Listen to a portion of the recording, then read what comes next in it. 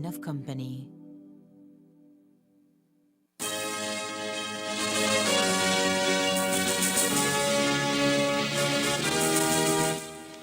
Tonight on CTV3 News, BSCFA leadership weighs in on BSI ASR's move to repeal GOB's sugar industry license to import and export sugar regulations 2023.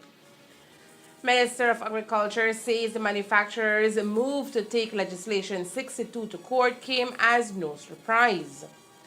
Orange Wakenya is fined for exposing himself in front of officers. And we take you to the San Pablo Government School for the inauguration of a new dining hall. These are some of the stories we have for you tonight in our newscast for Wednesday, May 31st, 2023.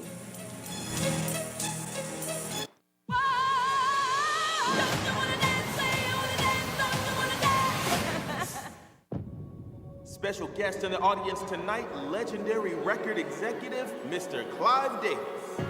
My voice is gone. What? You start the show tonight. No talking back. I'm your mother.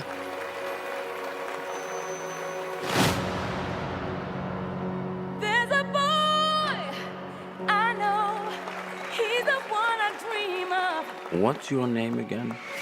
Whitney Elizabeth Houston. Wake up! It's on. It's on. Listen. How will I know if he really loves me? My dream, sing what I want to sing, be how I want to be. I say a prayer with every heartbeat. Reach as big an audience as I can. Common criticism of you, your music isn't black enough. Look, I don't know how to sing black, and I don't know how to sing white either. I know how to sing.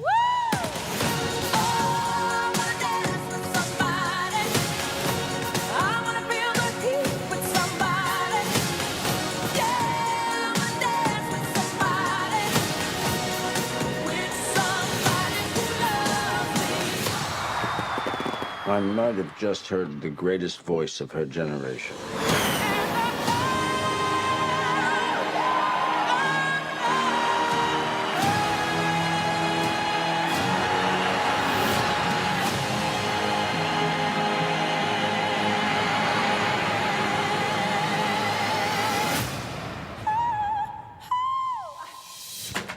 Maybe. Maybe. It's got to have a hook. A hook? Yeah. I'll give it a hook. And now, the hottest match of the evening. Get ready for action! Here they come. Amazing! They're unstoppable, unbeatable. They have him on the ropes. The heat rises to the top. 1, 2, and 3. They're on fire. Chiladas. Fire up the taste of Belize with the new Chiladas crunchy tortilla taco chips in its hot chili flavor. Fiery habanero brings the heat. They're on fire. Chiladas. From Snackers, done right, done here.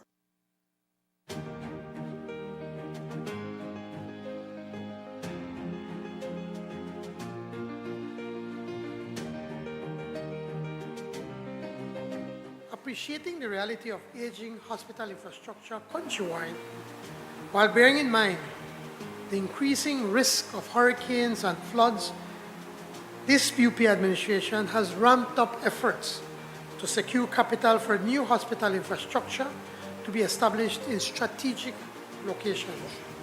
Earlier this year, we were most pleased to secure a $32 million grant from our partner, the Republic of China, Taiwan, to build a new hospital in San Pedro to serve Ambergrisky and Kikaka. $32 million. Again, the UDP, they claim they put it into their budget for about 3 years, boasting that they will build the San Pedro Hospital. It was never built. It is going to be built by the People's United Party government.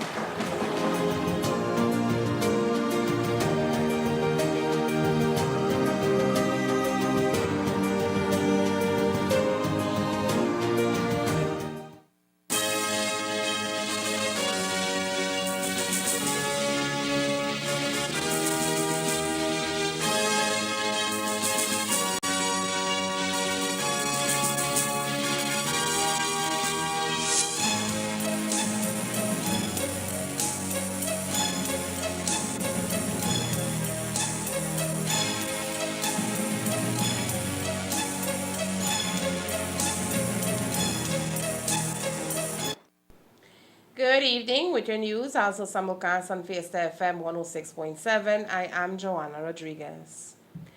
A hearing is expected on Thursday, June 1st in Belmopan in the case filed by the Belize Sugar Industries Limited, BSI ESR, on the newly imposed Statutory Instrument 62, which makes provisions within the sugar industry requiring any entity wishing to export out or import sugar into Belize must obtain a license from the Sugar Industry Control Board. As we reported on Tuesday, the challenge, which also lists the Corozal Sugarcane Producers Association as a claimant, is being made against 4 defendants, including the Attorney General, the Ministry of Agriculture, the Sugar Industry Control Board, and the Controller of Supplies.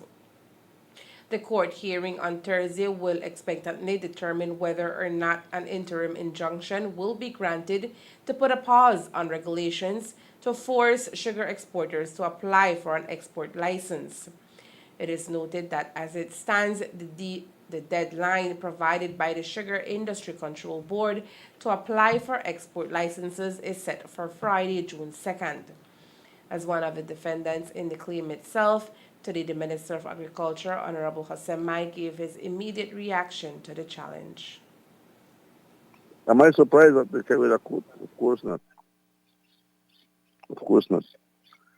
On the second point, a conflict of interest. I've been accused of that before. But you have Jean Bussenio, who's a keen farmer and a member of DSDFA. You have Monson Cervantes, a keen farmer, a member of BSCFA. You have Ramiro Ramirez, a member of cabinet, as a representative. That holds no water, Marisol. The fact is that ESR, BSI has to come clean. They have to be transparent. They have to disclose the prices, the amount that they are being paid for sugar. So this thing about conflict of interest is a smoke screen. And so it holds no water to me. Minister Mai also responded to the particular challenge in the claim where it calls to question his impartiality in this matter.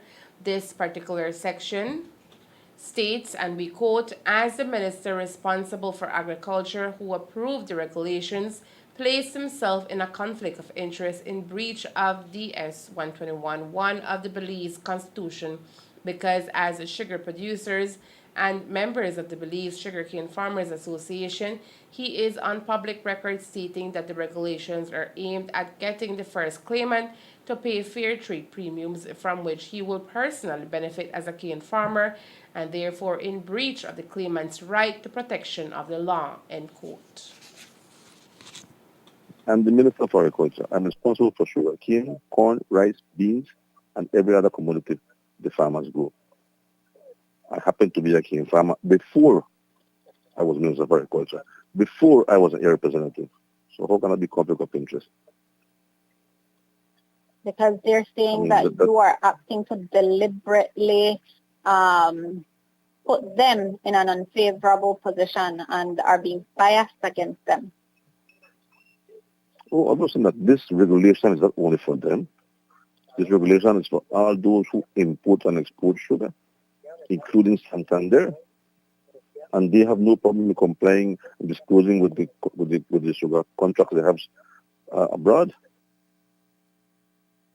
As to the provisions made in the regulations to have BSI, ASR collect and distribute fair trade premiums, which also falls a part of the challenge, Minister Mai says it remains the best course of action for the farmers despite pushback from BSI, ASR. ASR, BSI, State and Lyle are all the same entity.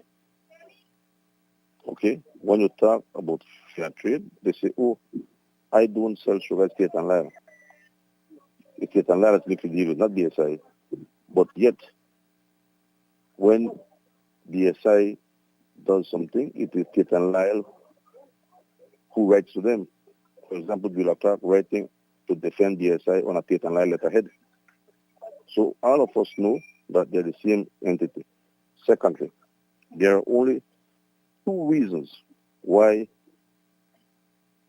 you cannot get fair trade funds.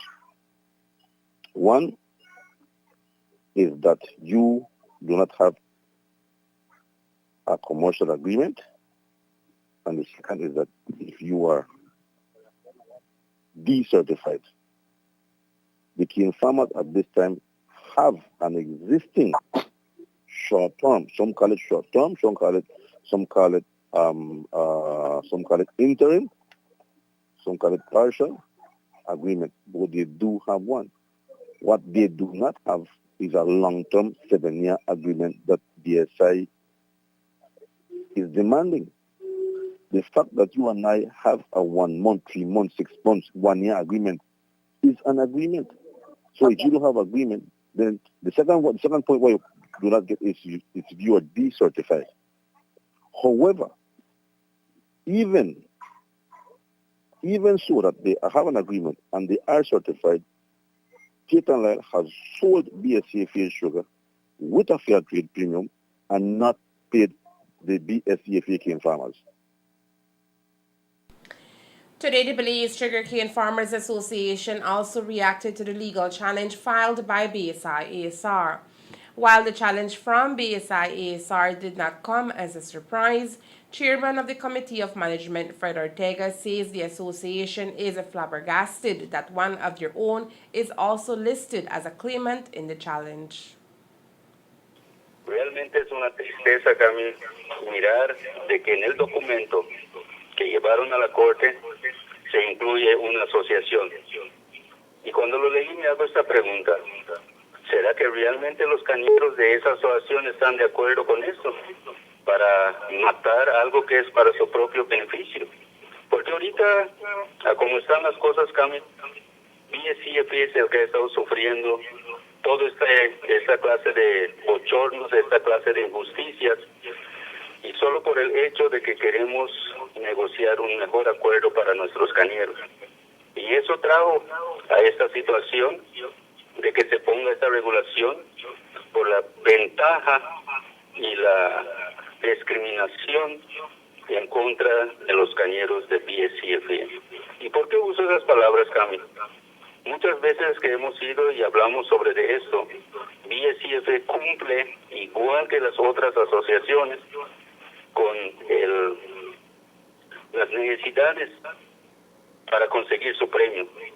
Sin embargo, solo porque hemos estado buscando mejores oportunidades, mejores precios para nuestros cañeros, mejores pagos para su caña, estamos victimizados de esta manera al no haber conseguido nuestro premio el año pasado y hasta ahora no haber conseguido nuestro premio. Esta regulación viene para que así eso deje de suceder y el cañero pueda estar garantizado su premio siempre y cuando la asociación no esté suspendido, la asociación no esté en malos términos. Mientras que la asociación esté en buenos términos, esta regulación apoya para que estos cañeros, para que esa asociación puedan conseguir su premio. The hope, according to Ortega, is that the regulation is upheld in court for the sake of the cane farming community. Pero la ley es la ley y respetamos la ley. Y de la misma manera queremos que ellos respeten la ley. Sin embargo, ellos no quieren respetar la ley, pero sí nos quieren obligar a firmar algo como ellos lo quieren y no algo que sea beneficiario para ambos lados. Así es de que realmente cambie esta situación y esto que ellos han llevado esto a la corte. Esperamos de que el juez dicte de la manera correcta, de la manera, porque es una necesidad para los cañeros y nosotros vemos de que esto es para beneficiar a los cañeros. Así es que esperamos de que el juez realmente lo vea de esa manera, de que no solo es un grupito de personas que afecta, sino que está afectando a 3.320 familias de BSCFA y pueden ser mucho más si no nos ponemos las pilas de hacer ciertas cosas para proteger lo que realmente nos corresponde, Cami. Realmente es una tristeza cuando vienen compañías de afuera y quieren dictar las cosas que sucedan en la forma como ellos quieren. Realmente Belice tiene leyes y realmente estamos nosotros de pie siempre agradecidos de que el gobierno haya pasado estas regulaciones para el bienestar de los cañeros. Así es de que esperamos, Cami, de que Dios realmente ponga su mano en esto y podamos vencer a ese tremendo monstruo gigante que tenemos que nos quiere derrotar. As previously mentioned, the first hearing in this matter is scheduled for tomorrow, Thursday, June 1st, in Belmopan. The Belize Natural Energy Charitable Trust has existed since February 2008 and is the only trust of its kind in Belize and the world since it is a partnership between the government of Belize. It was formed to fund the projects that will have a lasting impact in the Belizean society. For this reason, when it was contacted for funding to build a diner for students at the San Pablo Government Community School, the response was positive. Today, after weeks of hard work, the San Pablo Government Community School opened its new dining hall with a ribbon-cutting ceremony at the school grounds. Present were representatives from the Belize Natural Energy Charitable Fund and other government ministries who, along with students and teachers, gathered to celebrate the momentous occasion of the new added facility. What the trust does is it takes a direct portion from our oil revenues and it invests in projects and programs that directly empower individuals and communities. The trust finds no better way to do this than through education. And by helping our educational institutions, we believe we have the greatest and most lasting impact on the Belizean society. That is why when we received the application from San Pablo School to help with the feeding program that for this year benefits 50 students, but it will benefit many, many more in the years to come, we immediately decided that we must lend a helping hand, especially so when we saw the wonderful agricultural program that this school has. It is our hope that this model can be replicated throughout the country with many other schools. Principal Jose Morales has been heading the school for 15 years and says the timely space is one that 50-plus students will forever be grateful for. Our feeding program and dining hall project is something of much importance to our school because we are feeding more than 50 students on a daily basis from Monday to Thursday. So it has a great and positive impact on the life of our students. We have high attendance. Most of our students are present. I can say that 95% of our students are present almost every day. And they are more attentive in class and things like that. Okay. During your speech, you did say that it started first as porridge, and now you've graduated to have complete meals for students. Okay, when we came in 2008, we found out that some students were coming to school without breakfast. And so we had this program going, Food for the Poor, who sent cornstarch, soya, and things like that. So we had to find a way how to help our students. So along with some teachers, we did some porridge and we gave it to the children. But as I told everybody, we did it nice. We started with 10 needy students and then at the end we had about 40. It was too costly, so we had to stop. Then we realized that some students were coming to school without lunch. So we had to do something. Teachers used to give of their lunches, we used to buy food and things like that. But then we realized if we send things home, since we were in this food for the poor, so we had we made packages for the parents. We sent them rice, beans, and things like that of these students so that they can cook it at home and the children have something to eat. Now, this year, February, we heard about it. We did apply. We were lucky. and granted the opportunity to have a full-fledged feeding program. So we are feeding 50 plus students. And then we did apply to BNE. And again in February, we were lucky. They granted us the opportunity to work with them, to partner with them. So we have this dining hall right now. Speaking on behalf of the Ministry of Education was the Chief Education Officer, who pointed out that agriculture has been an integral part in the educational process of students. I believe you are all aware that we have piloted the competency-based education curriculum in all our schools, and agriculture is very integral in how we can use and teach our children competencies. Competencies mean knowledge, skills, and attitudes. Without the attitudes, we are unable to meet the competency. But that was not successful or will not be successful if our children are hungry. We can have the best curriculum, the best lesson plan, right, teachers, the best activity that you're going to do in the classroom. But if your child is hungry, that's not going to happen. You're going to interpret that as if your child is giving you trouble, it's being disruptive. But when you ask the questions, you find out the real reason why that child was not listening to you. So the Ministry of Education's second priority is the National Healthy Start Feeding Program. I am proud to say that we handed to this school I think about 2 or 3 weeks ago, the school menu. We have a school menu, we have a kitchen protocol, and in the school menu, if you're feeding 50 children, it gives you the ingredients for 50 of whatever you're going to do. But we had to do the trainings with the cook, because even though the menu specified how much salt, how much sugar, you still had those that wanted to put an extra more. So we had to monitor, and we had to be visiting school visits. And I think we are at the place that we can now move on to other schools.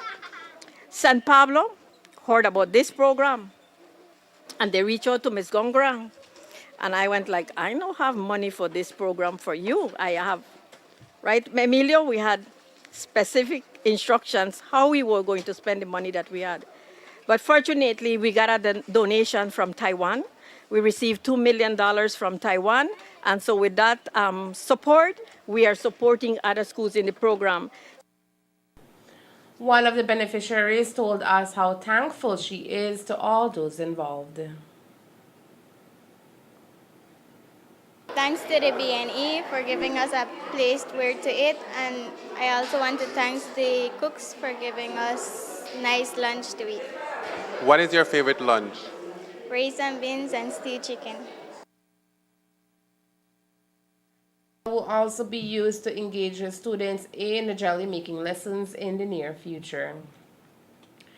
28-year-old Trout Farm resident Charlie Cal appeared in the Belize City Magistrate Court yesterday.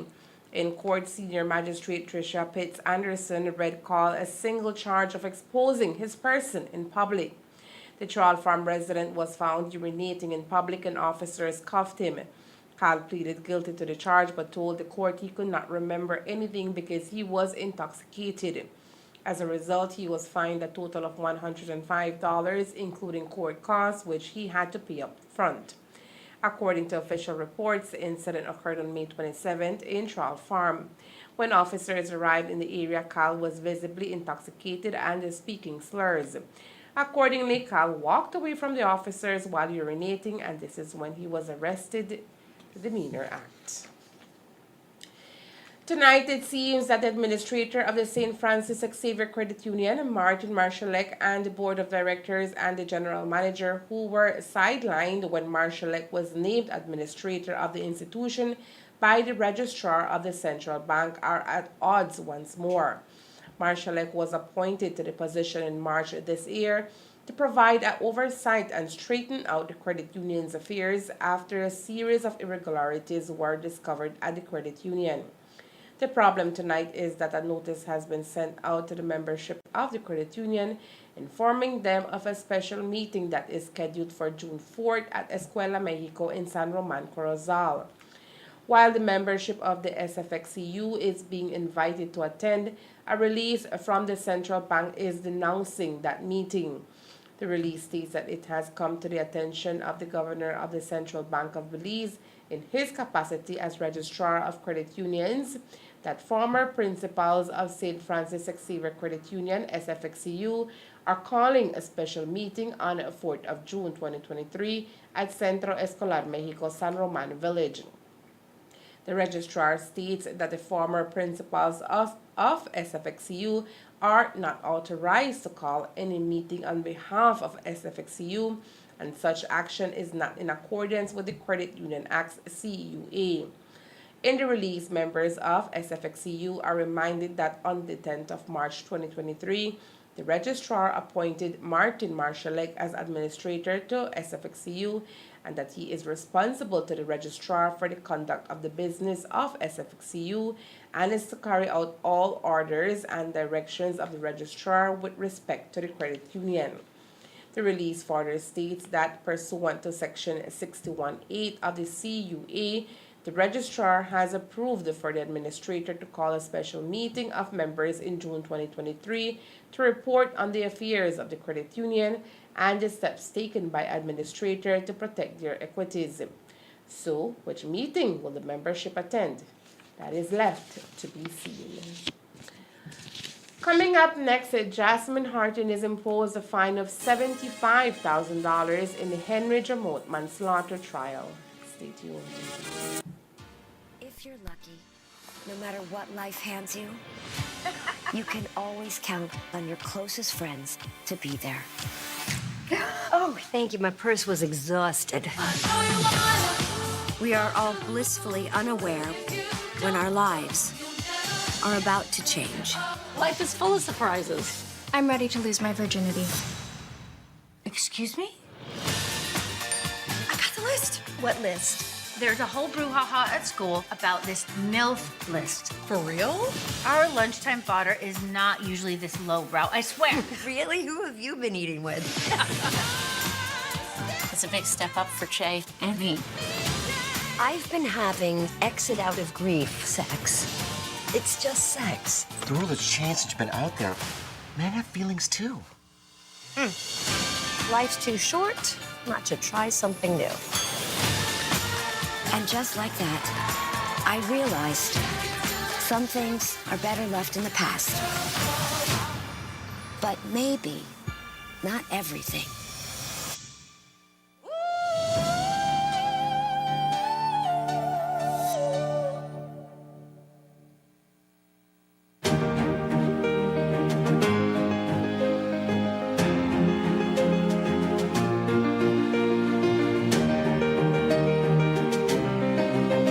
I'm most pleased to report that the nation that we have been able to secure roughly $90 million for the construction of a new 150-bed modern national referral tertiary care hospital in Belize.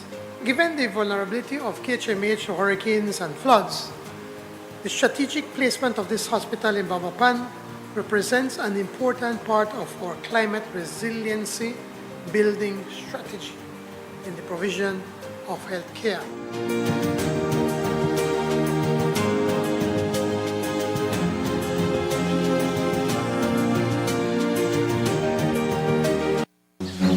Come on!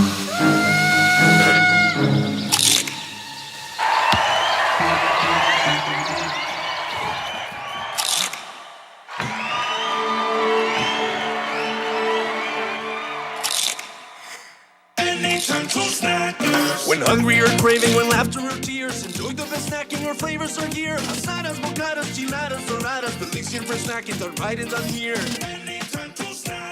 Done right, done here. The world today is celebrating World No Tobacco Day, and activists, among others, are hosting activities to draw attention to the day's importance, which is to reflect and educate. Our team was at the National Drug Abuse Control Unit and DAC here in Orange Walk today as they held an open house. Elmer Cornejo has that story.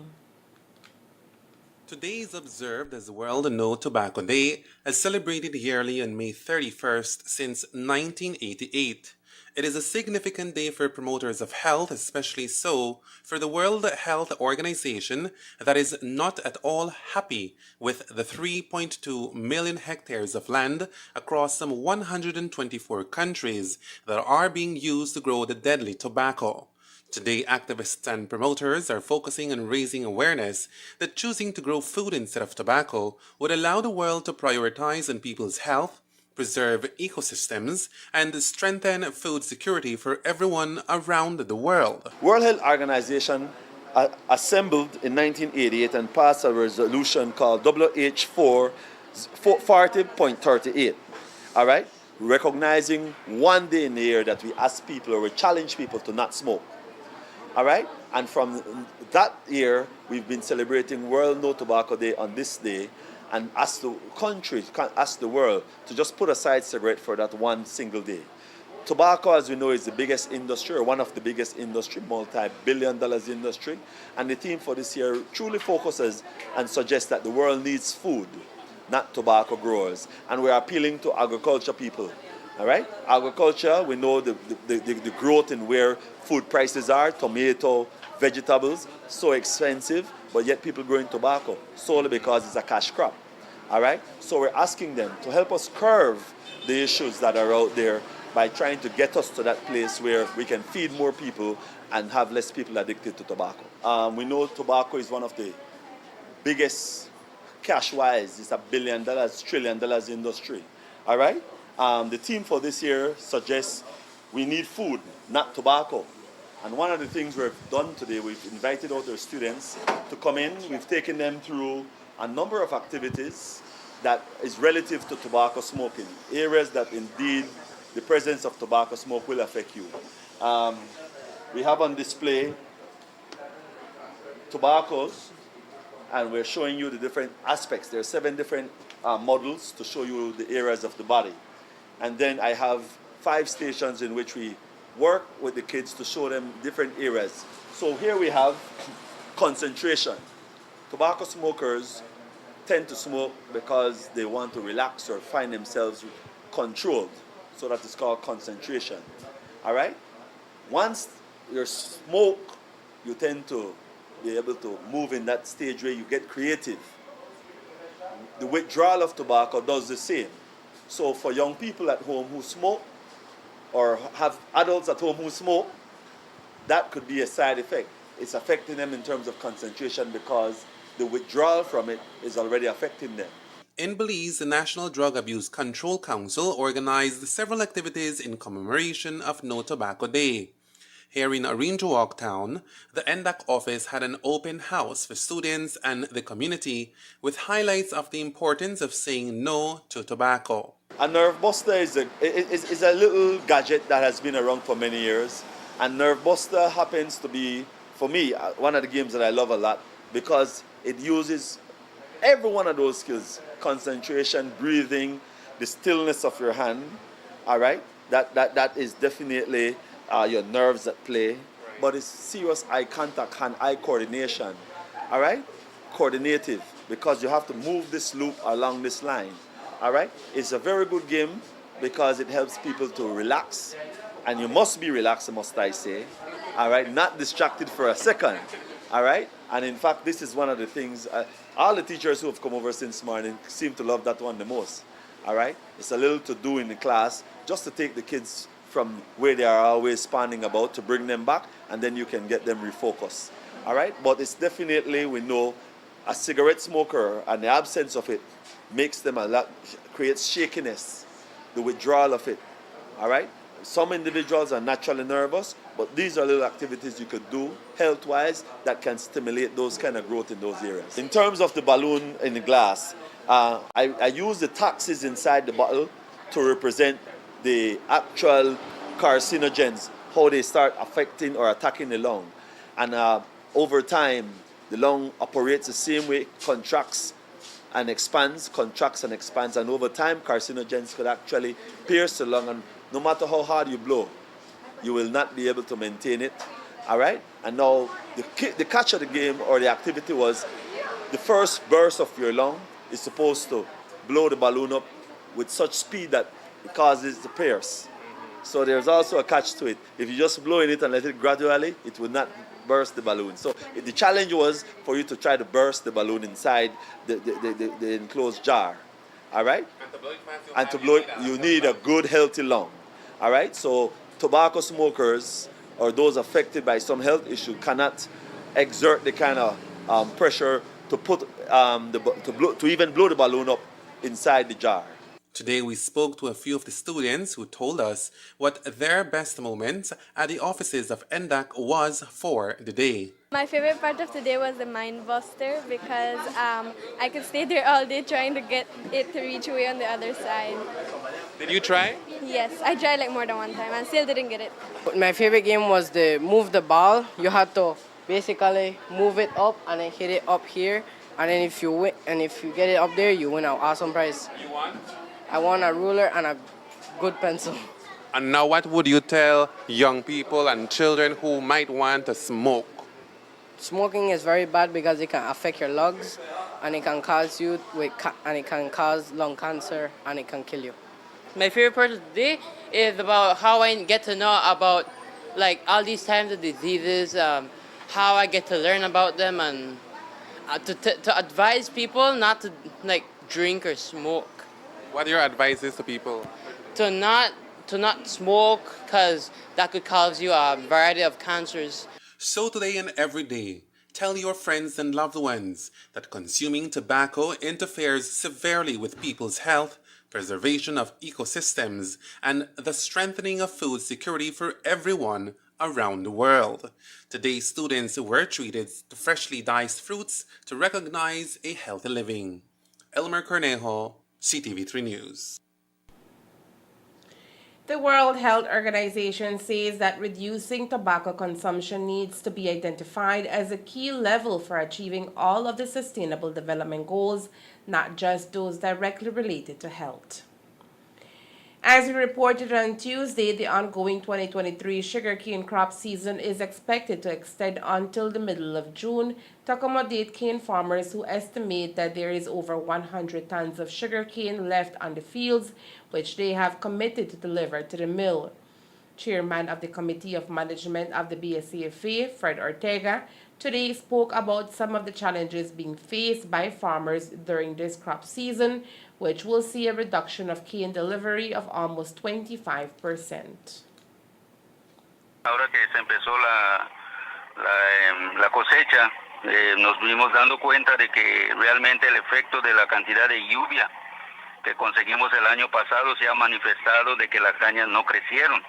En la mayoría de lugares la caña realmente, algunos estuvieron en una yarda de alto, algunos un poquito más, pero no desarrolló la caña. La caña está ahí, el saque está ahí, pero no tuvo el desarrollo para que así pues haya las toneladas que se estaba esperando. Así es de que sí vemos el efecto de las lluvias del año pasado, es el efecto de climate change a pesar de los problemas, pero más que todo los cañeros lucharon bastante en lo que pudieron, en poner fertilizante y todo eso, pero el efecto de la cantidad de agua que estuvo en el campo desde mayo del año pasado hasta en noviembre, podemos decir diciembre, el efecto se ve de que la caña no desarrolló en la forma que debía y eso pues ha traído esa reducción que hoy estamos experimentando hasta estos momentos.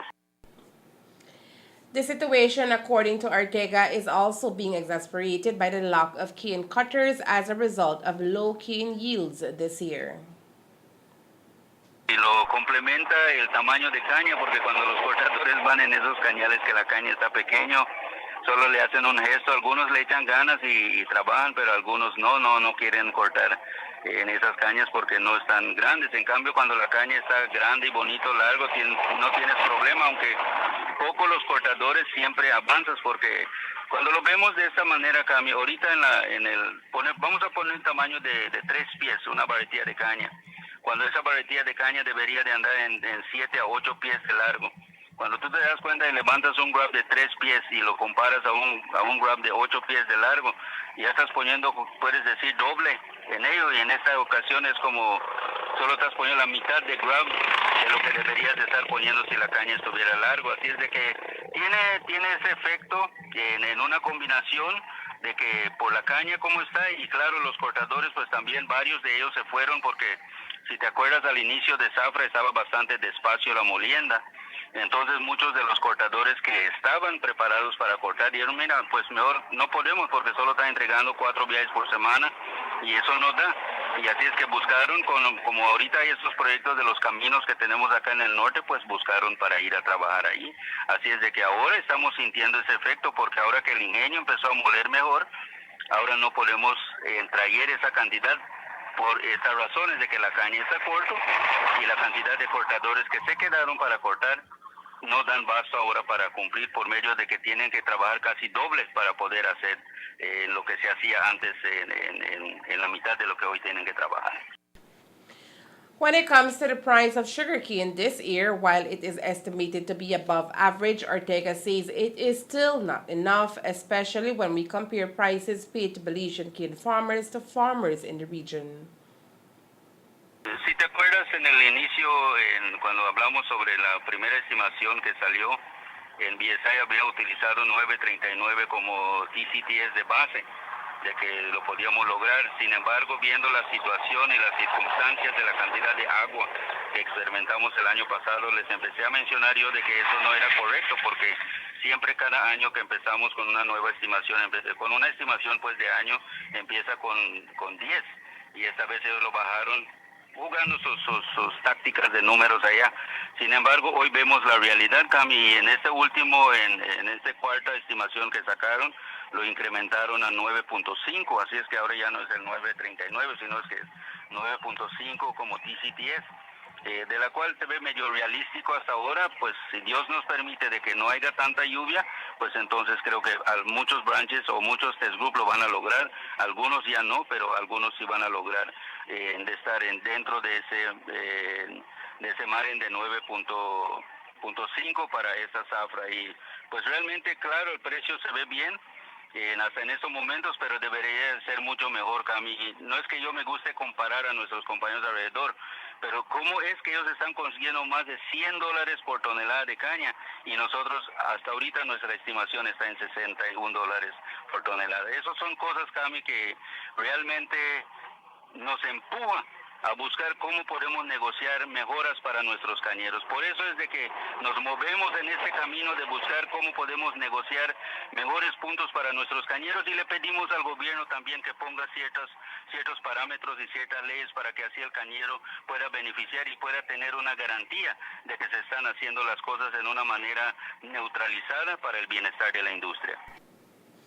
Minister of Agriculture Honorable Hossein Mai today also spoke on the current situation in the sugar industry, which he says is also being seen in other industries across the country. This year is a very difficult year for sugar. I mean, bananas and citrus are likely in the same trend. Climate change has affected us tremendously. The high cost of inputs has also compounded the problem. The lack of labor also affecting us. So it is a very difficult situation for farmers at this time, with the exception of the grain sector and the livestock sector that has grown. But for sugarcane, for bananas and citrus, it's not looking good. 33-year-old Jasmine Hartin was today sentenced to pay a fine of $75,000 after she pled guilty to manslaughter by negligence for the shooting death of Superintendent of Police Henry Jamot back in 2021. Prior to the sentence being handed down, Justice Ricardo Sancroft had indicated that the sentence would be non-custodial. Justice Sancroft expressed that he does not believe that prison time would offer proper rehabilitation and is simply a relic of our British colonial rule. He also factored in Hartin's apparent remorse over the death of a friend and the fact that this is the first time she's involved in such an incident.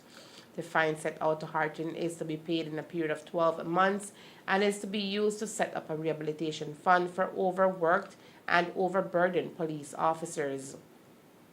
Hartin's attorney, O.J. Elrington, gave the media a breakdown of his client's sentence, which he says is historically excessive.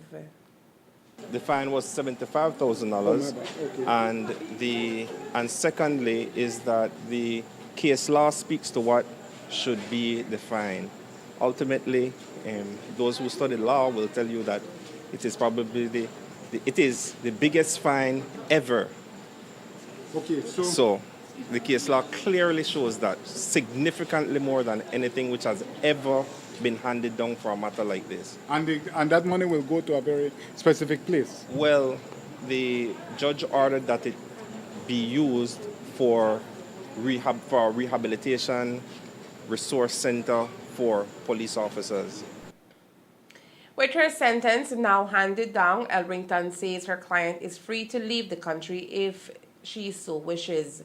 All indications, according to him, however, is that Hartin plans to remain in Belize, which is now her home. She has the right to leave the country now, just like you and I.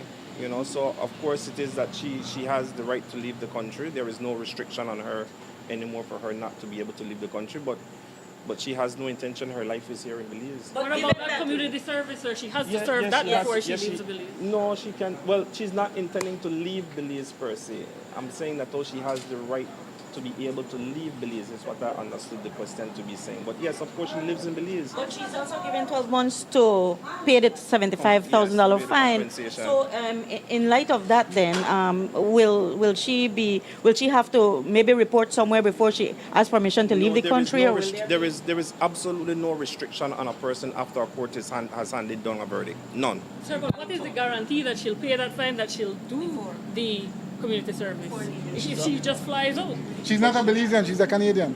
But she has absolutely no... I mean, we're talking about Jasmine Hartin. This is not me and you, Jules. I mean, this is Jasmine Hartin. Come on. Who has indicated that she's going to fly to Turks and Caicos to get her children and possibly return to Canada? Where did she tell you that? From Jasmine herself. Well, I have no such... In fact, you are getting instructions absolutely opposite to what I discussed with her today. While today's sentence is for the criminal aspect of the case, it is expected that Hartin will also have to pay out a significant amount of cash, which will be awarded as compensation to the Jamont family. The judge made it clear that he was not factoring compensation, which is normally the bigger factor in these matters, in his fine. That was a fine that goes directly to the state. Yes. All right, so he ordered zero for compensation, which is normally in these proceedings, and Jules, being the Bush lawyer he is, will do his research and he will see all of the former cases and to see that the normal bigger portion of these matters is the compensation, and to see that this is significantly more than anything any court has ever awarded for a matter like this. Only reason for bringing that to the court is because normally in a matter like this, the court has two elements to it. It has the fine and the compensation, and it is our responsibility, and it is our duty to bring every piece of information to the court. All right. So the fact that they claim the money that they were receiving was not compensation, neither here nor there. We know that our client has issued monies to a party, but the judge has decided that he will allow the civil court to deal with anything that has to do with the compensation. And all he ordered today was the fine. Other conditions of her sentence also includes that she is not allowed to hold a gun, fishing, nor driver's license for 2 years, must do 300 hours of community service at the YMCA in Belize.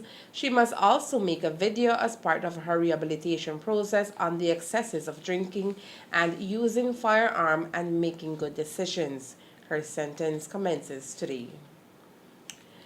On May 30, 2023, Prime Minister John Brisenia welcomed Hamid bin Akil Al-Khatib, Saudi Minister of Tourism and Chairman of the Board of Directors of the Saudi Fund for Development, SFD.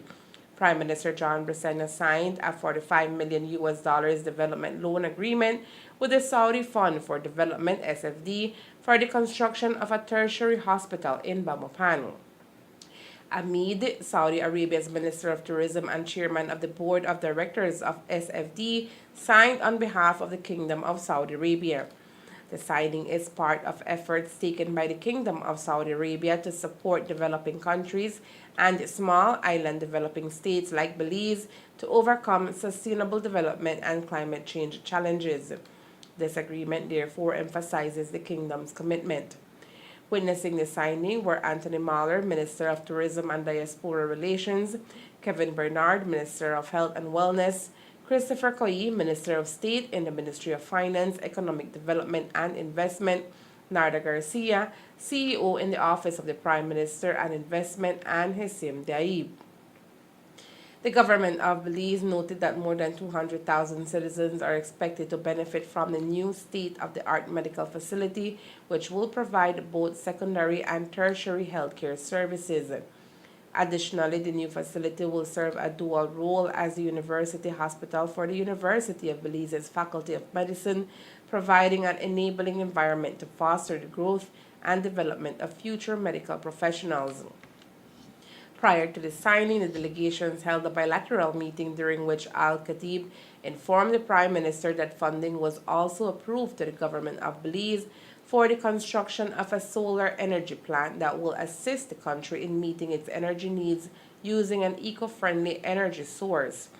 The solar energy plant discussions also deviated on the advantage to continue promoting Belize as an ecotourism destination. Following an invitation from Prime Minister Brasenia to participate in the upcoming Belize Investment Summit scheduled for August 30th to September 1st in San Pedro town, the Saudi Minister of Tourism committed the participation of government officials and private sector representatives from Saudi Arabia.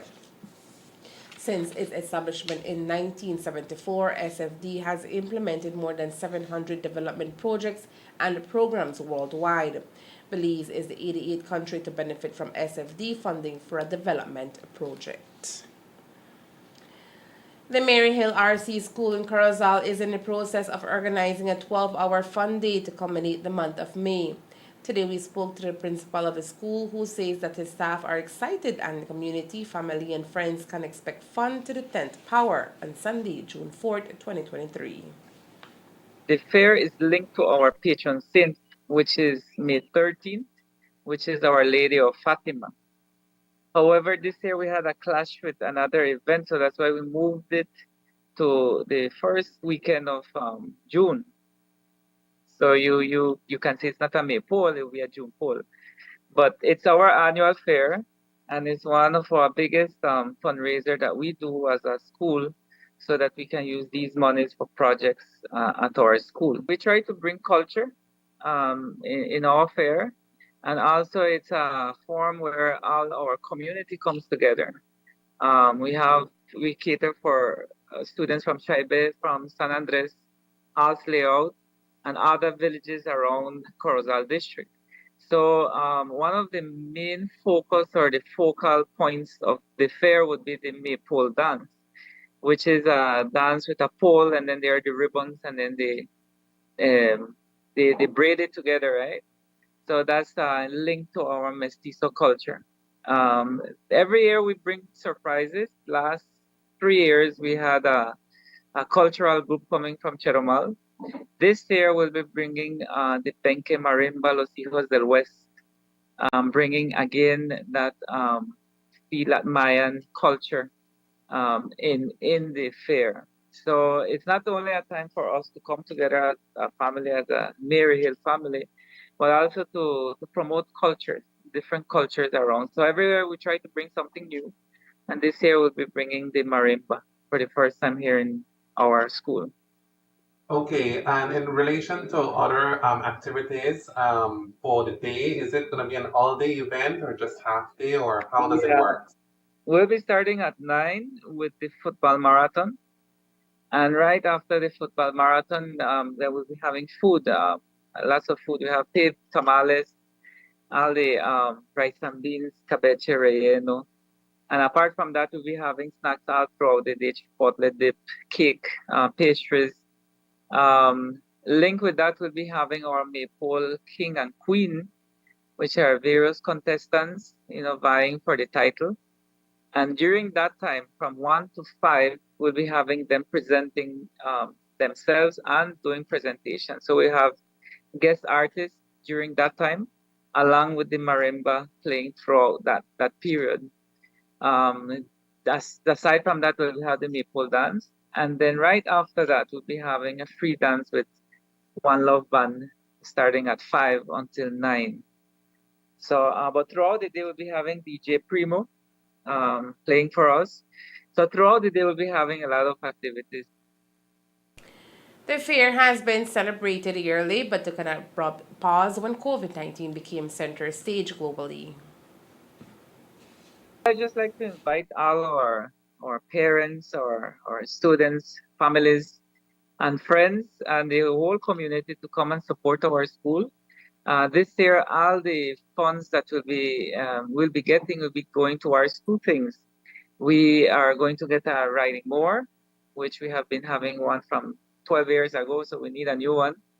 And then also we'll be using the extra funds to start new bathrooms for our school. So we really need some new bathroom. It has been here from 1977, so we need to start, doing some new bathrooms for our population. Indeed, we have an annual fair every year. This year will be our 45th annual fair. So, well, for the past 3 years, we didn't have any due to COVID. So this year, we want to make it bigger and better. All are invited to the event on Sunday, June 4, 2023 at the Mary Hill RC School in Corozal, and your purchase during the day will benefit the school children in getting better infrastructure. For more information, you can contact the school at phone number 402-2567. And that's the news. We invite you to join us for another newscast on Thursday, June 1st, here on CTV3 and Fiesta FM 106.7. Remember that to read a text version of the news, you can visit our website at ctv3believenews.com. You can also log on to our Facebook page for current stories at facebook.com/ctv3believenews or our YouTube channel at ctv3newsbz. Remember to wash your hands and remain safe. From all of us here at CTV3 News, thank you for watching and listening. Good night.